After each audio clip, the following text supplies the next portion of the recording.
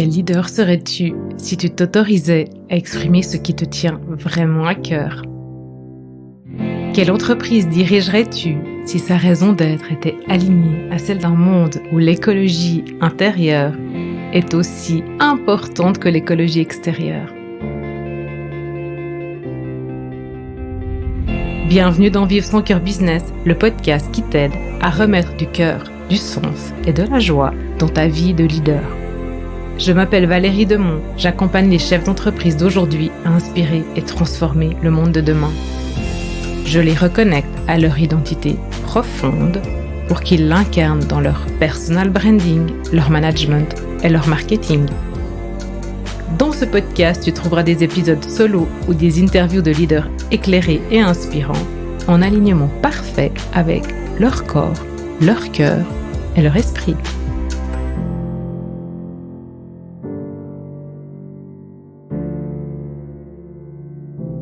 Bienvenue dans cet épisode un peu spécial parce que dans cet épisode, j'ai envie de vous partager mon immersion dans le monde de Pawa Life, qui était un événement de 2 jours organisé notamment par Loïc Lemeur et sa compagne Magdalena, dont l'objectif de l'event était de rassembler 2 univers, la technologie et les anciennes technologies, donc le nouveau et l'ancien. Alors par les technologies anciennes, on entend la terre, le vivant, les sagesses ancestrales, le non tangible comme l'intuition ou bien le fameux gut feeling. Et puis dans les technologies nouvelles, il s'agissait de mieux appréhender les possibilités du Web3, du métaverse, token, les NFT, la blockchain, etc.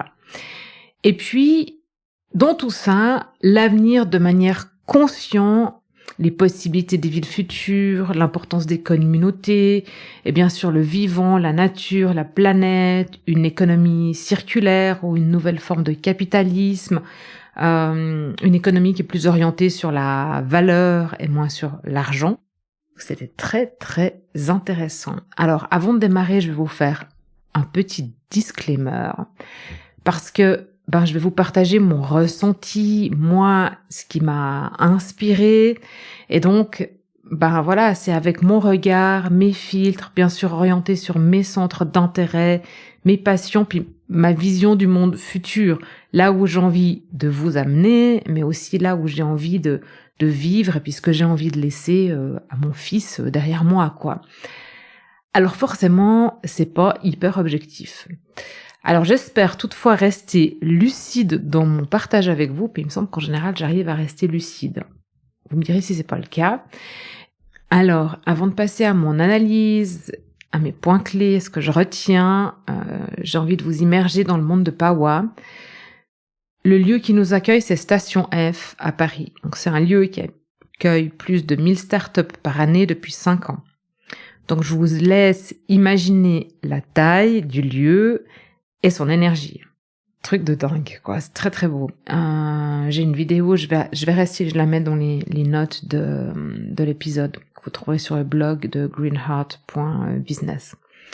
Ensuite, quand on s'est inscrit, on reçoit chacun un NFT qui a été créé par des artistes forcément, vu que les NFT c'est pour l'art, et qui représente les battements de notre cœur un peu sous forme de mandala et de cohérence cardiaque. Je vais revenir plus tard parce que c'était vraiment juste génial de voir ça en vrai, en mouvement. À l'entrée, on a été nettoyé à la sauge, donc purifié, débarrassé de nos vibrations négatives avant de rentrer dans l'événement. Et puis il y a un hôtel qui était créé devant la salle.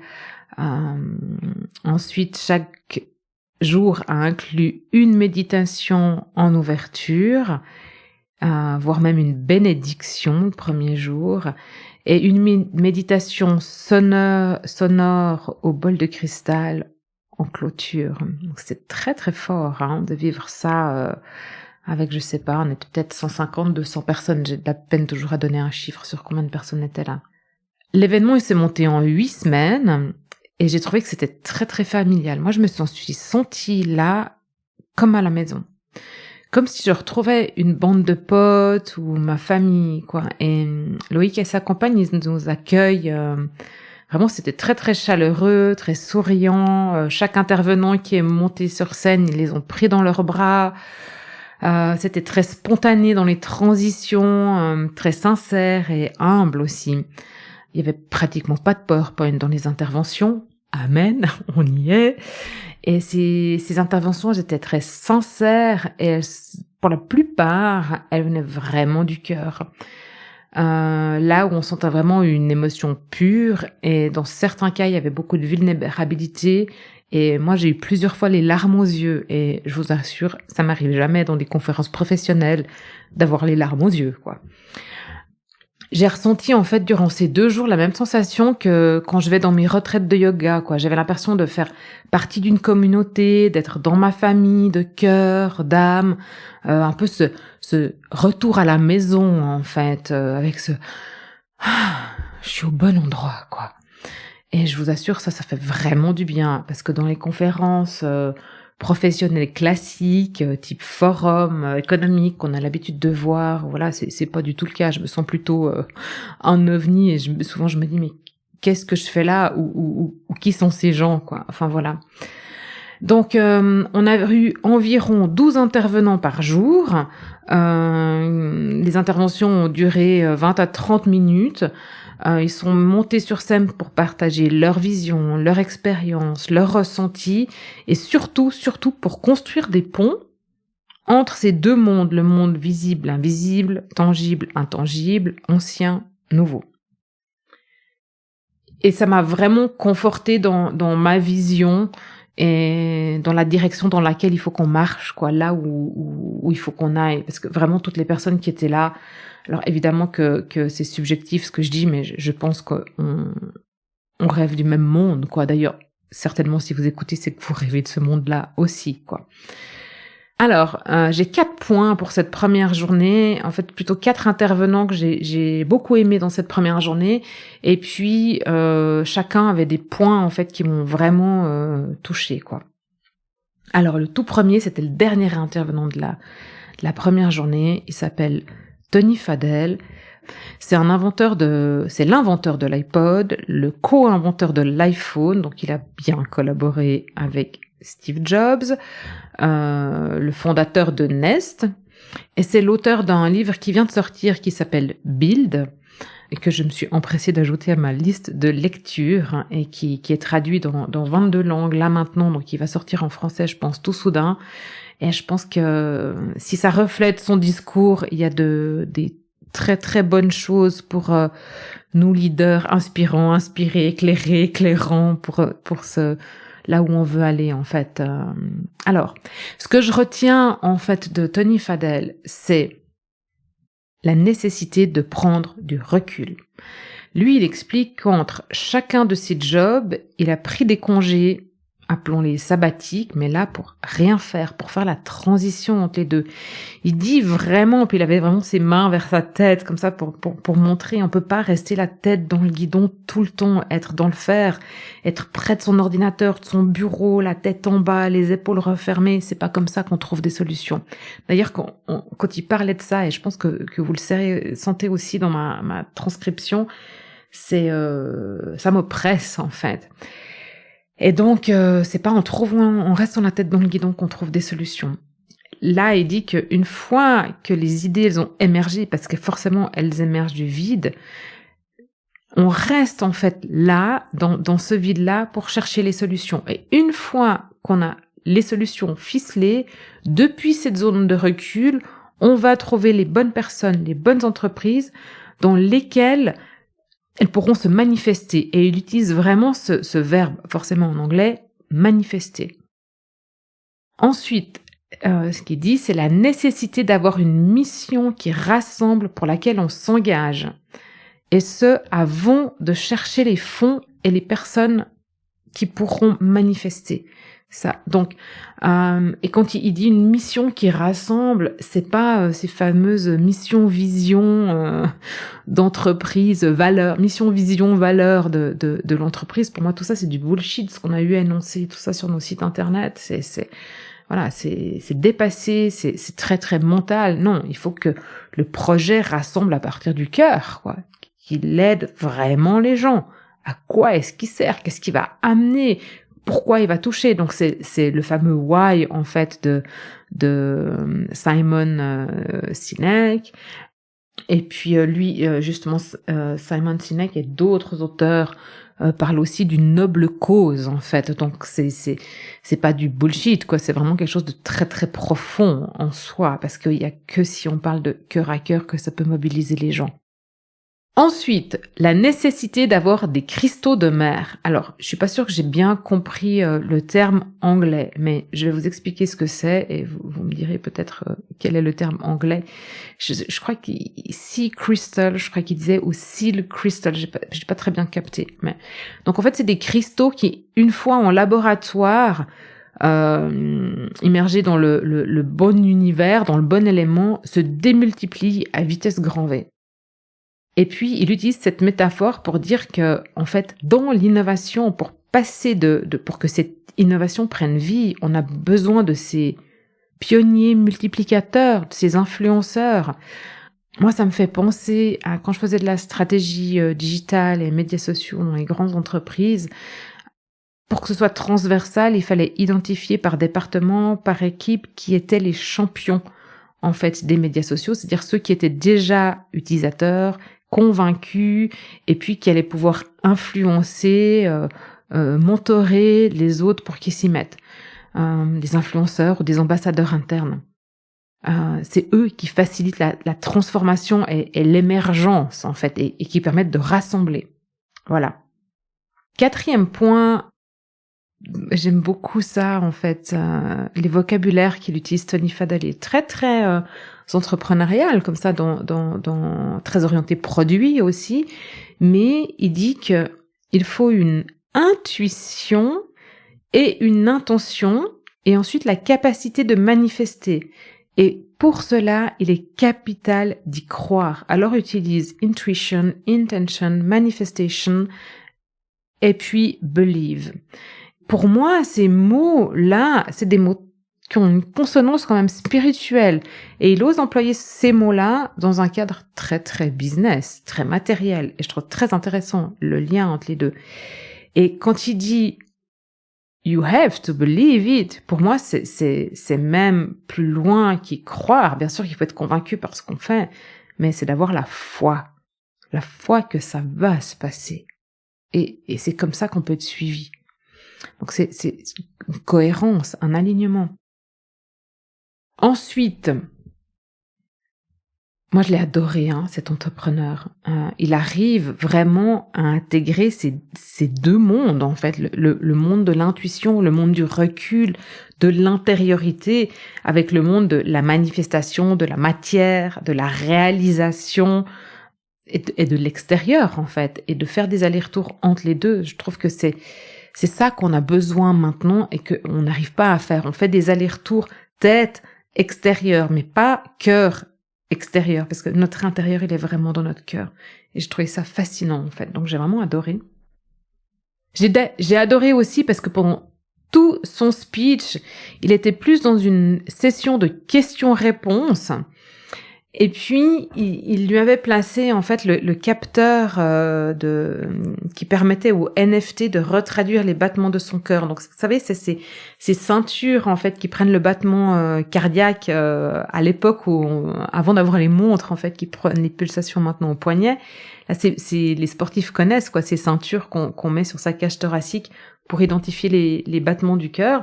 Et donc, les créateurs de cette NFT, qui s'appelle l'entreprise, elle s'appelle Chrysanthemum, et qui prend, en fait, les battements du cœur pour en faire des projets d'art.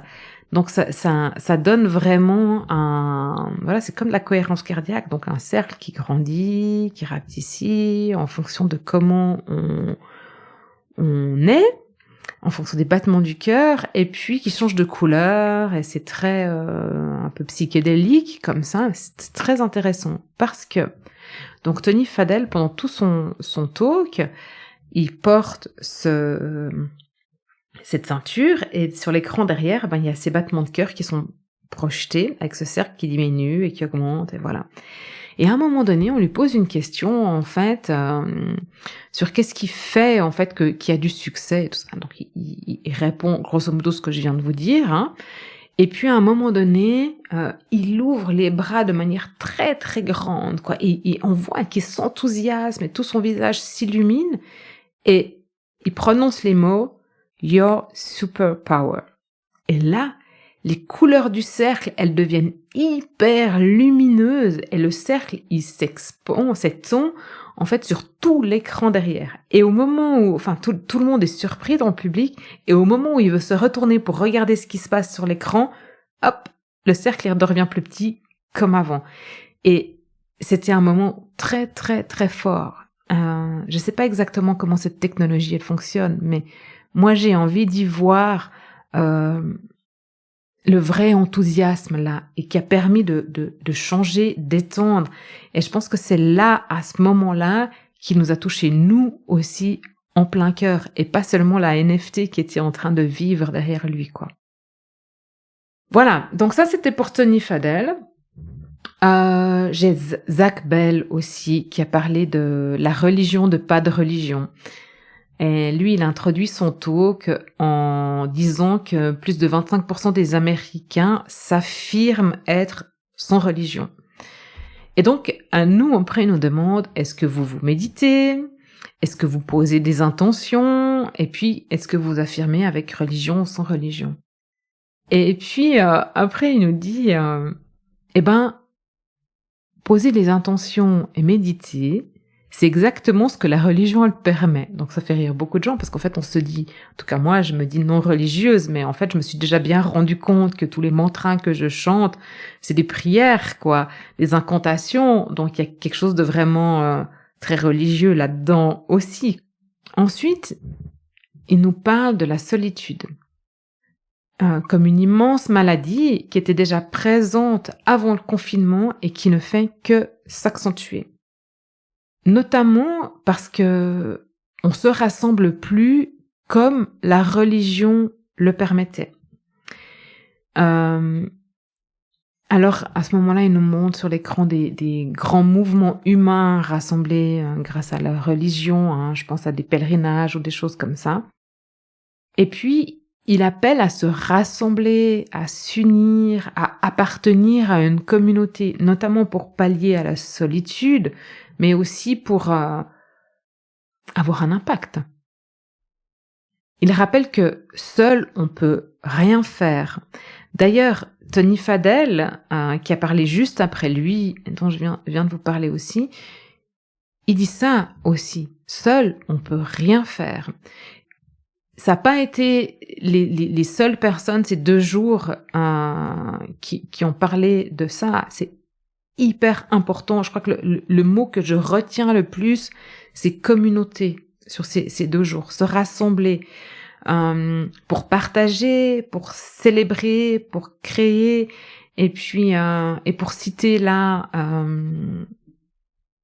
Zach Bell, pour créer a way of life that people in the future will choose. Un mode de vie que les gens pourront choisir à l'avenir. Waouh, ça c'est... Moi j'ai tous les poils hérissés, la chair de poule, enfin voilà, c'était fabuleux quoi. C'était pas fabuleux, c'était magnifique, c'était vraiment magnifique. Alors, sur mon 3e point, je vais vous partager 3 choses que je retiens de l'intervention de Chloé McIntosh, qui sont très importantes pour nous leaders et entrepreneurs, même si j'ai pas tellement aimé l'intervention de Chloé McIntosh. J'ai trouvé qu'elle était trop dans le mental et la performance de sa prestation. Mais il y a quand même 3 choses très très importantes que je retiens et vous allez voir. La première, c'est que en position assise, notre métabolisme chute de 80%.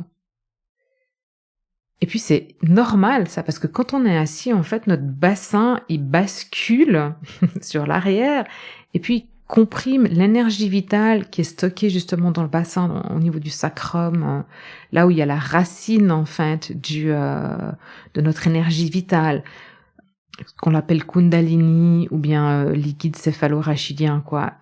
Cette énergie, ce liquide qui met 12 heures pour faire le trajet bassin-cerveau, c'est déjà énorme, on peut l'accélérer avec des techniques respiratoires, ce qui est juste génial, mais quand on est assis, ça ralentit ce processus. Donc. Et puis notre métabolisme, on en a besoin pour créer, pour travailler, pour simplement pour vivre, pour fonctionner, pour que notre corps fonctionne et pour être évidemment en bonne santé, quoi. Et pour gérer le stress aussi.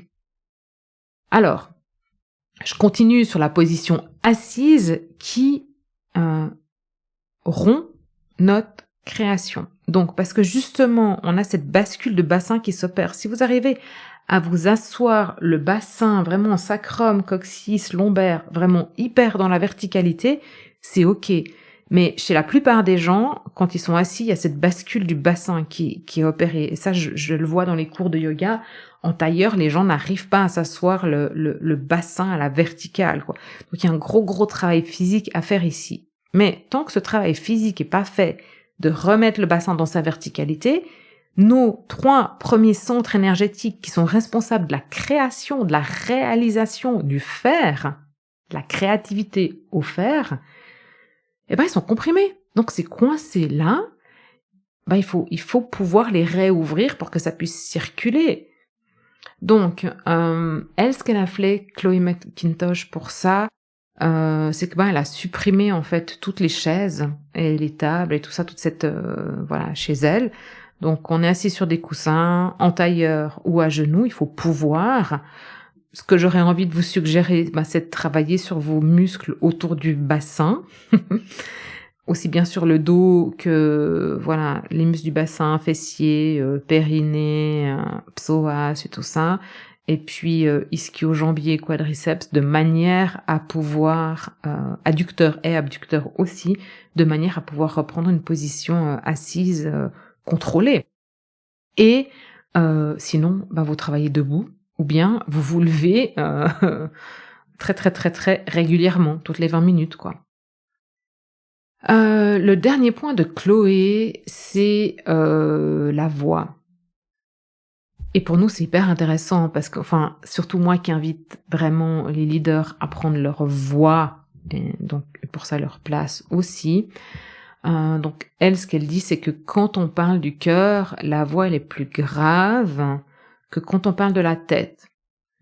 Où là, c'est plus aigu. Et quand on parle de son mental, quand on est dans le contrôle et tout ça, la voix elle est plus aiguë, alors que quand on est vraiment aligné, descendu dans son cœur, bien en place, la voix elle peut se poser, elle est beaucoup plus grave.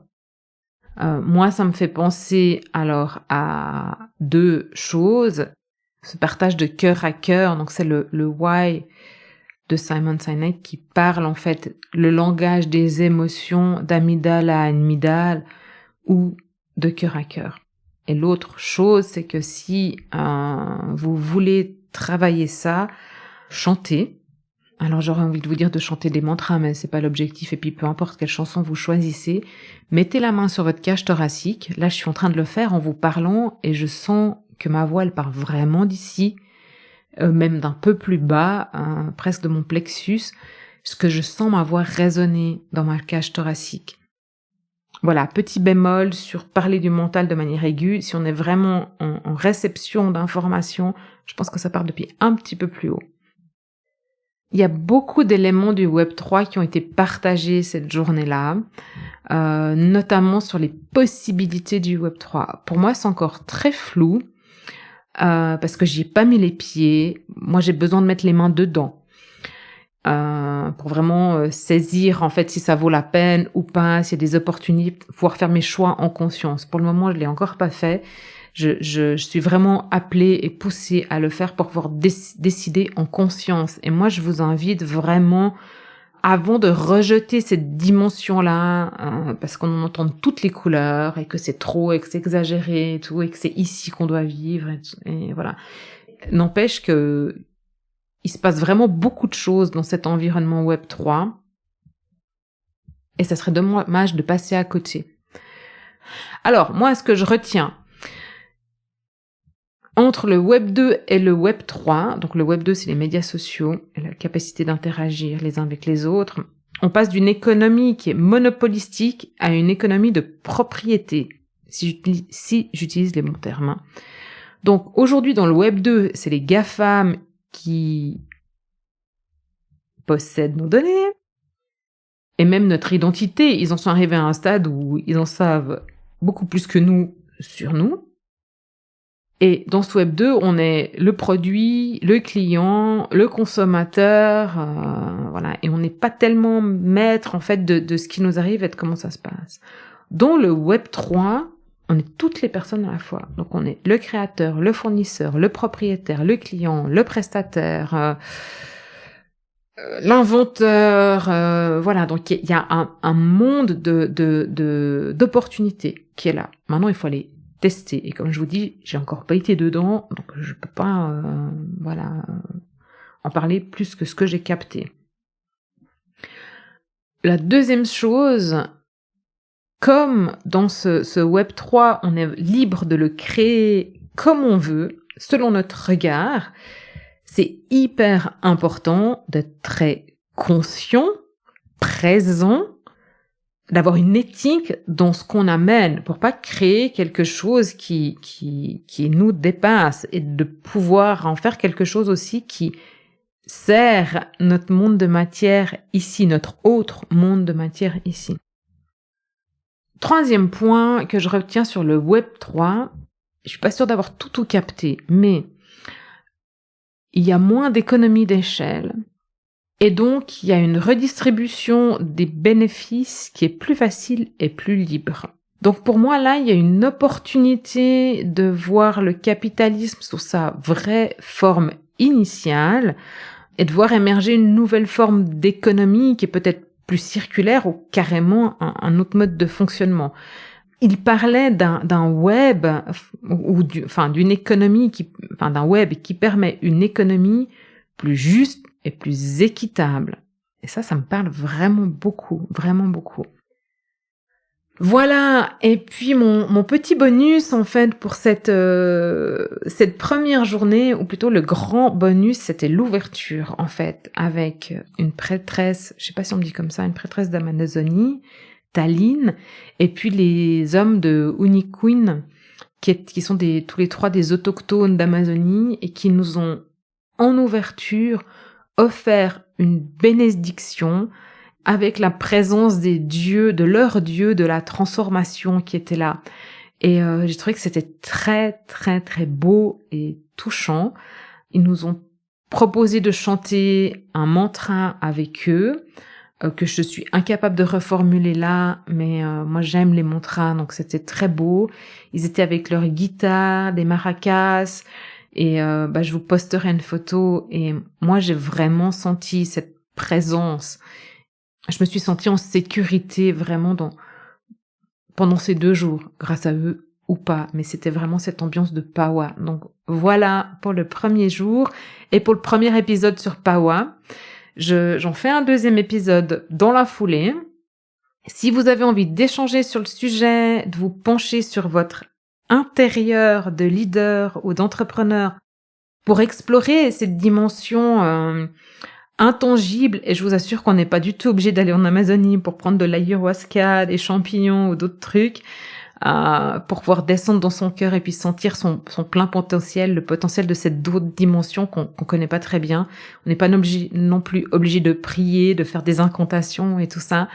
J'en parle avec grand plaisir avec vous si vous avez envie d'aller explorer, en fait, parce que comme pour le Web 3, c'est quelque chose qui est là, alors qui, par rapport au Web 3, c'est pas quelque chose qui est en train d'être créé, voilà, mais c'est quelque chose qui est déjà en nous. Ça serait dommage de se couper de ce potentiel-là, quoi, qui fait partie de nous depuis que l'homme est homme. Donc voilà, je suis là pour vous et je vous dis à tout de suite dans le deuxième épisode.